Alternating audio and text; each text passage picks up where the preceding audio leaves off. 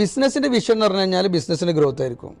നമ്മൾ ഇത്ര ബ്രാഞ്ചസ് തുടങ്ങണം, അല്ലെങ്കിൽ ഇത്ര മാർക്കറ്റ്സ്ക്ക് എൻ്റർ ചെയ്യണം, അങ്ങനെയുള്ള അതിൻ്റെ ഒരു എക്സ്പാൻഷൻ പ്ലാനാണ് എന്ത് പറഞ്ഞത്, ബിസിനസ്സുമായി ബന്ധപ്പെട്ടുള്ള മൈൽ സ്റ്റോൺസ് എന്ന് പറയാം. പക്ഷേ ബിസിനസ് നടത്തുന്ന ഫാമിലിക്ക് ഒരു വിഷൻ വേറെ ഉണ്ടാവാം. നമ്മുടെ ലാഭത്തിന് ഇത്ര ശതമാനം നമ്മൾ ഇന്ന ഒരു സോഷ്യൽ ബിസിനസ്സിന് വേണ്ടി ഇറക്കും, നമ്മുടെ ലാഭത്തിന് ഇത്ര ശതമാനം നമ്മളുടെ ഫാമിലിയിലുള്ള മെമ്പേഴ്സിനെ ഡെവലപ്പ് ചെയ്യാൻ വേണ്ടിയിട്ട് നമ്മൾ യൂസ് ചെയ്യും, നമ്മുടെ ലാഭത്തിന് ഇത്ര ശതമാനം നമ്മൾ ഇന്ന സോഷ്യൽ ഇനീഷ്യേറ്റീവ്സിന് വേണ്ടിയിട്ട് സ്പെൻഡ് ചെയ്യും.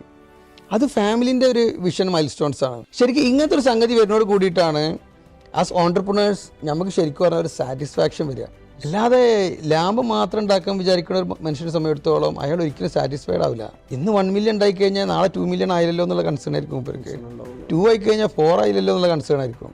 മറ്റുള്ളവരുടെ മൈൻഡ് സെറ്റ് ടോട്ടൽ ഡിഫറെൻ്റ് ആയിരിക്കും. ആൻഡ് മോർ ഓർ ലെസ് അവരുടെ പേഴ്സണാലിറ്റി തന്നെ ചിലപ്പോൾ ഒരു പക്ഷേ വലിയ വ്യത്യാസം ഉണ്ടാവുമെന്നാണ് ഞാൻ മനസ്സിലാക്കുന്നത്. വെറും പൈസ മാത്രം നോക്കുന്ന ആൾക്കാരായിട്ട് നമ്മൾ സംസാരിക്കുമ്പോൾ നമുക്ക് വളരെ ഡ്രൈ ആയിട്ട് തോന്നും, ഭയങ്കര ബോറിംഗ് ആയിട്ട് തോന്നും. പിന്നെ പലപ്പോഴും അവരുടെ ഒരു ക്യാരക്ടറിൽ തന്നെ നമുക്ക് എന്ത് തോന്നും, ഒരു റിപ്പൾഷൻ തോന്നും.